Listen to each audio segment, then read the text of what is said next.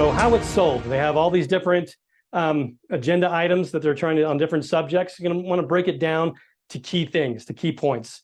They want their goals, they say, are to destroy land availability. They want to get land off limits to human use. They want to limit your access to land, restrict the production so that prices will then be raised. They want to balkanize the economy, and they want to eat up the people's sustenance. So to do that, the state and Fed, they eat up land. You have the Bureau of Land Management, you have federal lands, you have national parks, you have state parks, you have just the state and local levels and national levels are just taking these huge swaths of land and making it off limits, which makes it so land is more expensive and not available. Zoning is another way that they make land, less available.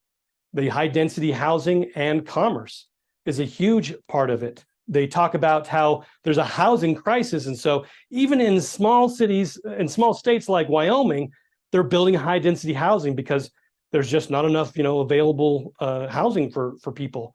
This other ridiculous comments and saying that high density housing is the only way to do it.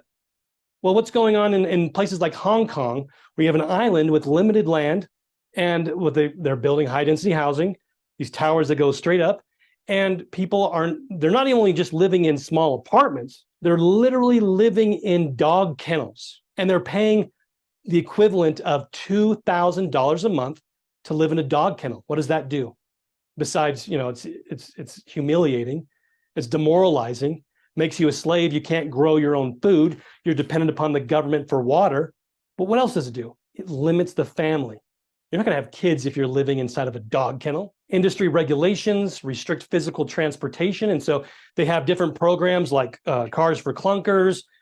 They do things like where they're charging in like the state of Washington and even in Utah, they're talking about doing this where it's the conservative solution to fight climate change is to charge you for every mile you drive for your car registration.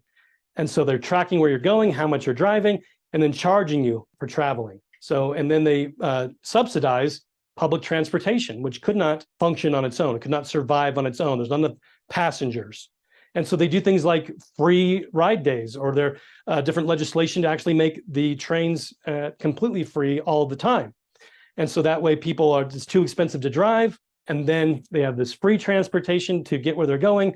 You have 15-minute cities pushing people into these big units. And with the zoning, we see that happening where if you live out in the country, you're not allowed to build more than one house for every 20, 30, 50 acres. Whereas when you live in the city, states like Utah and other states like Washington and Oregon and California have done this, where in certain cities, well, now in the entire state of Washington, you're not allowed to build single family houses at all, period. So it's the exact opposite. You have to build high density housing when you're in the cities. They want to make sure that you are dependent upon them for everything that you have. And then, of course, building regional governments and then cap and trade.